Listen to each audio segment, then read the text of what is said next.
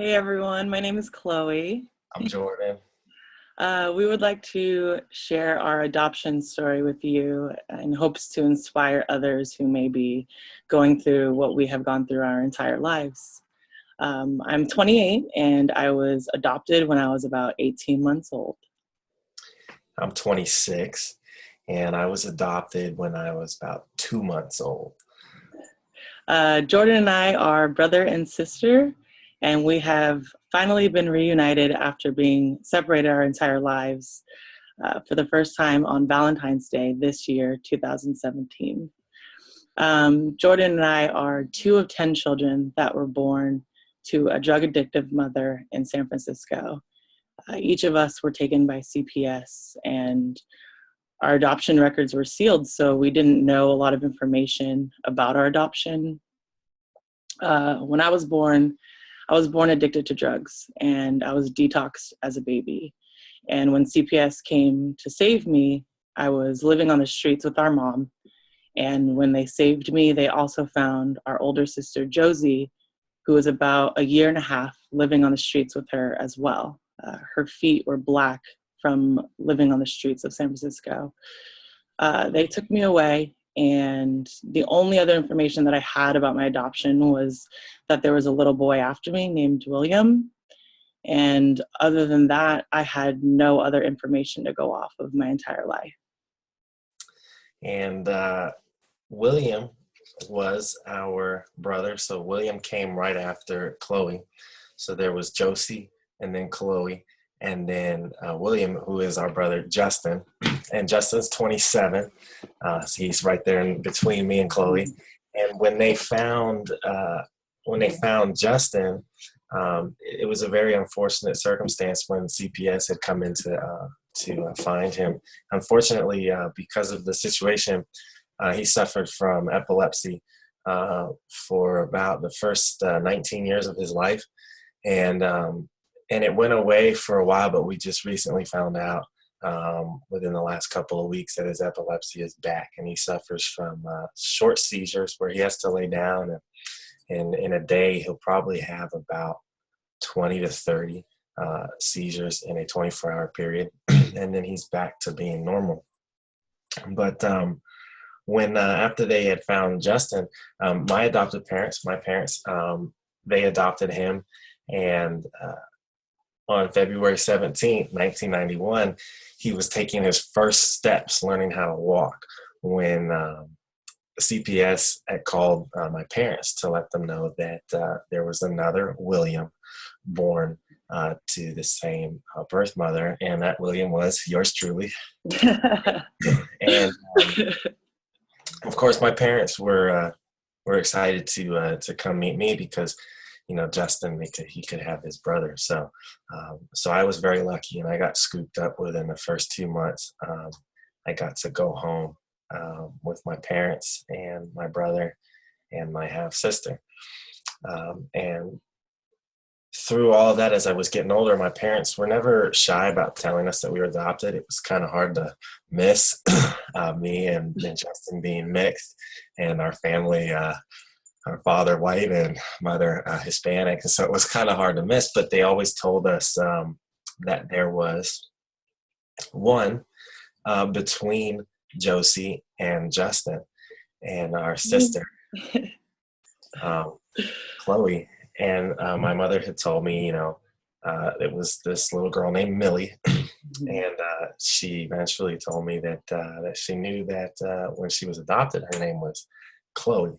So I just always missed her, and I can't really explain. How.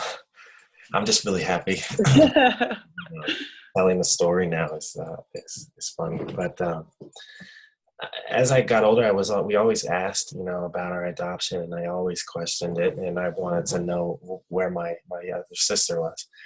And from a very young age, I was just searching. There was just something missing, and all I had was a name. I had a name to go off of, and when I was younger, I wasn't allowed to have a computer and all these other things. And I remember I snuck and made myself a MySpace account specifically to see if I could find this Chloe Ballard on MySpace. And I had searched and searched and searched, and it just kept coming up empty. And I mean, this went on for years, and I finally was on Facebook as a teenager. And I spent so much time just searching for just a link maybe that I would find Chloe. And I spoke with so many Chloes. Every single one of them was a dead end. It was more like, oh, who's this creeper kid asking me if I'm adopted?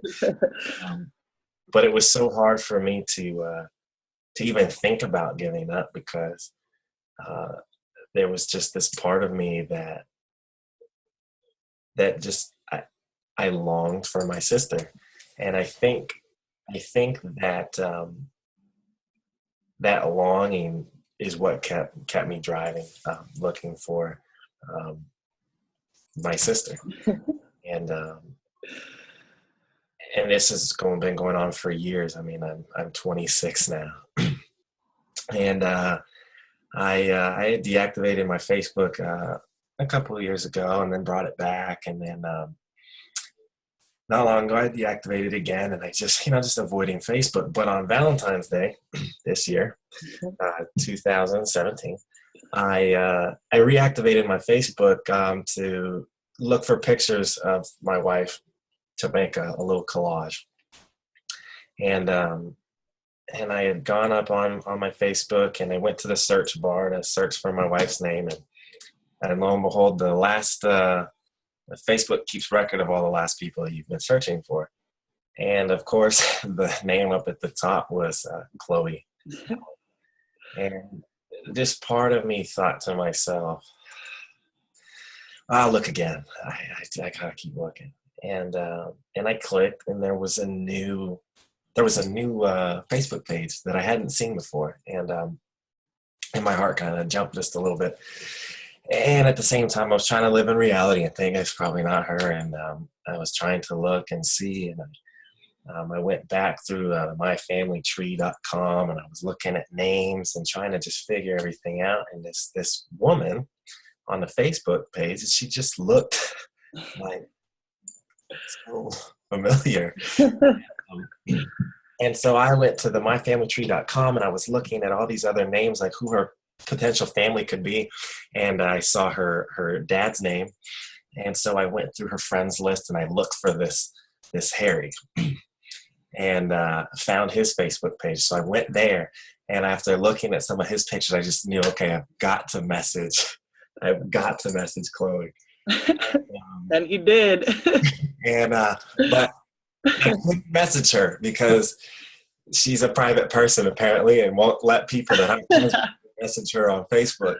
And I looked through some of her pictures, and I saw her with her beautiful girlfriend, and I thought maybe I could reach out to her girlfriend. And so I clicked on her girlfriend's page, and sure enough, I could message her. And I just took a shot in the dark, and I messaged Jess and just asked her, hey, if you could get my number to your girlfriend, I'm really trying to get in touch with her and talk to her. And if you're not comfortable giving her my number, I promise, here's my email, something, just reach out to me. And she screenshotted it. She screenshotted the message, and she sent it to me, and she was like, this guy is trying to get a hold of you. And I, of course, creeped him out on Facebook. I started looking at his pictures. I was like, who is this guy? And I messaged her back, and I was like, I have no idea who he is, but he looks really familiar. Not knowing I was looking at myself in a mirror, and I had never seen anyone biologically related to me, so I don't know what it looks like to look at somebody who looks so familiar. So I started texting him, and right off the bat, he asked me if I was adopted in '89. And looking back on it, I knew that it was him, but in the moment, I was shocked. I was working. I couldn't drive anymore. I had to pull over. I was so overwhelmed, and we just were texting back and forth. And I was texting my parents, and I was texting my girlfriend, and I was texting him, and trying to get all the information straight. And I was like, okay, so let me ask him some information. And I asked him what his birth name was. And he said, Willie, short for William. And my heart fell through the floor. Like, there were way too many parts of our story that were combined and that the timeline matched perfectly. So I left work early because I couldn't work anymore. And I got home and I called him, and I'll never forget the first time we talked on the phone and I heard his voice. I was so nervous. You kept asking, like, "Is this real? Did you maybe find my story?" And the funniest part, and I'll never forget, because she said, "If you could tell me what my name was before I was adopted." Yeah. I was so ill prepared. I was going, I know it. There's like a handful of people that know my real birth name too, which is Mildred. And then my girlfriend reached over my shoulder and pushed FaceTime. And I was like, no, I'm not ready. And his face popped up and I immediately started to cry because this was my brother, and I knew it from the moment that I saw him on the phone. And we FaceTimed and we shared our story, and we honestly we couldn't even look at each other. We both were so shy and in so much shock, and I was so blown away that this was even happening. It was insane. And, growing up, adoption has been really hard for me. I've never had anyone that I looked biologically related to. And I was adopted into a beautiful family who I'm extremely lucky to be a part of. But there was still something missing. Everyone wants to know where they come from. And I had no idea where I came from, who I looked like. I could walk down the street and be passing by somebody I was related to and not even know it. I mean, we lived less than 2 hours away from each other our whole lives. And it was really hard. And it was hard coming out as a gay woman, and that alone making me feel even more different from my family and different from others. And I felt like no one understood what it felt like to be adopted, and I felt alone. And I started only in the last few years getting more curious about my adoption and wondering if I should start looking for my siblings. But I just never had enough courage to start. And Jordan did his whole life. It's funny, looking back and talking about it and just hearing how hard it was. I just, as soon as I found you on Facebook, and I have a very hard time with closed-minded people. I've just grown up always feeling the same way, just feeling a little bit different, not understanding why I was different from everybody else, because I was adopted and I struggled in the same way. And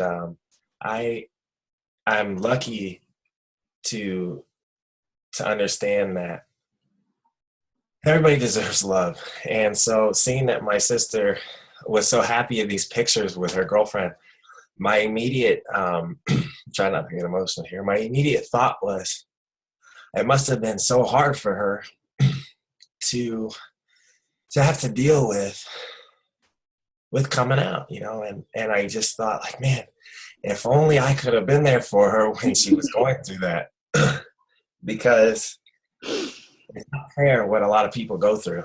And to think that this person that I have loved my entire life and never met was potentially going through it. I wasn't there. First time crying together. Was a hard pill to swallow. I'm a tough man, okay? I'm a tough man. But I'm so happy that I'm finally, we can finally now, we're family, and we're finally reunited. And I know that my sister knows that I'll always be there, because I've always been there. And to know that someone was thinking about me my entire life, I felt so alone. And here he was, this man in armor coming to save me, and who'd been thinking about me my entire life. And I never knew that. I never knew that I was thought of. And that, I think, was what hurt the most in being adopted. And you know, being given up by the person who's supposed to love you the most, which is your mom. And to also know that I had siblings and I didn't know if anyone even knew I existed. And that hurt. And to be reunited, you know, Jordan and I still haven't met each other.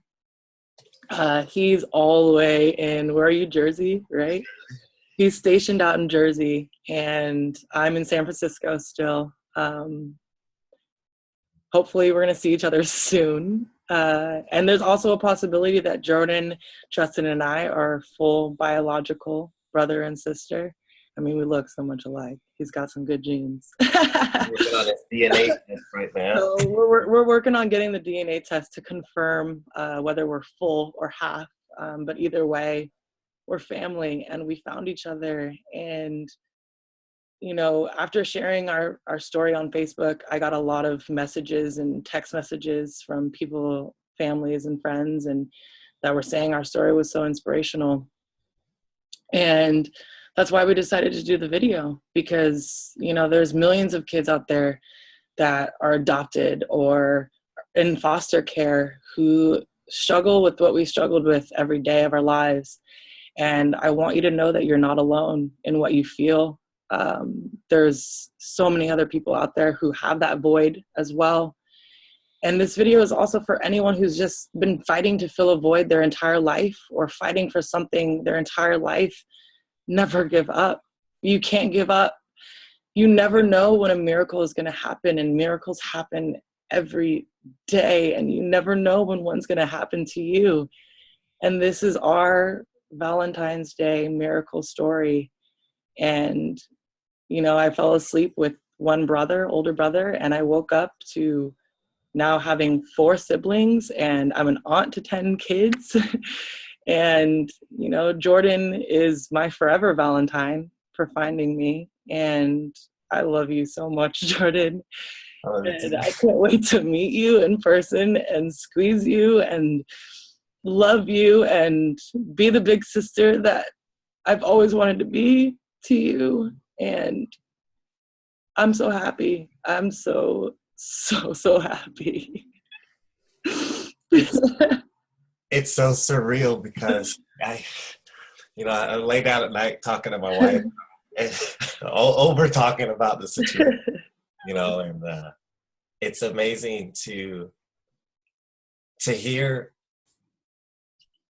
want to hear my sister say I love you, and to want to tell her I love her my entire life, and to finally be getting to say it. It's like every night there's a text message. Okay, I know you're asleep. And I have to tell you. And, you know, I woke up on the 17th of February, and it was my birthday.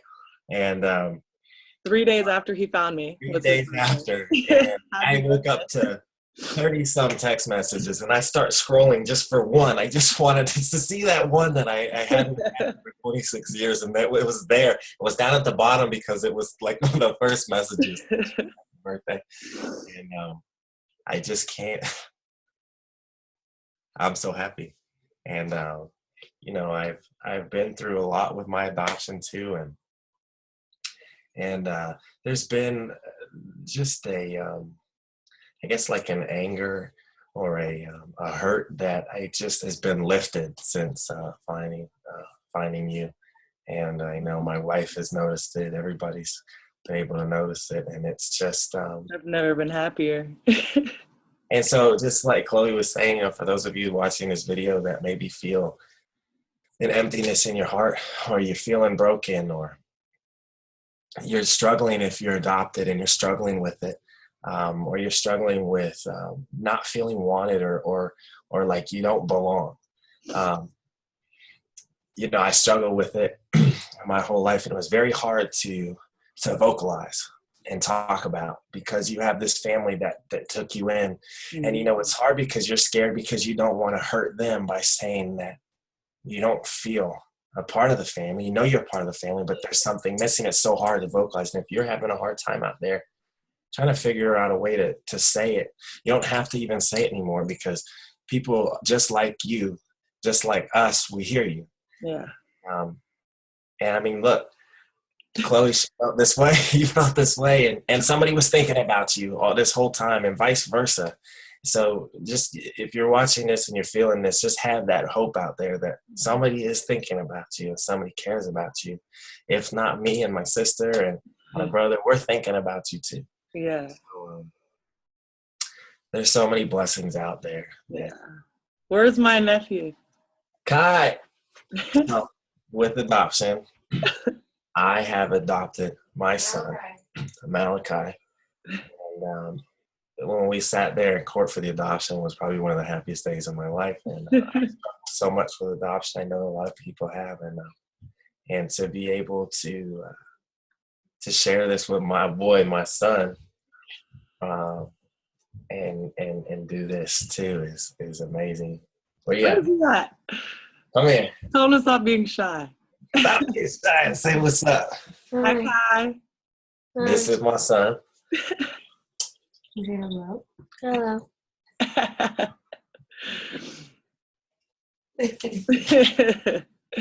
Overall, you guys, we're so incredibly thankful. And, you know, the three of us have all been adopted, and we share what so many of you share. And we hope that this video can inspire at least one person to either start looking or to just not give up hope. I love you, Jordan, and I love you, Kai, and I can't wait to meet you guys in person someday. I love you, Chloe. Love you. Thanks, everyone, for watching. You're welcome.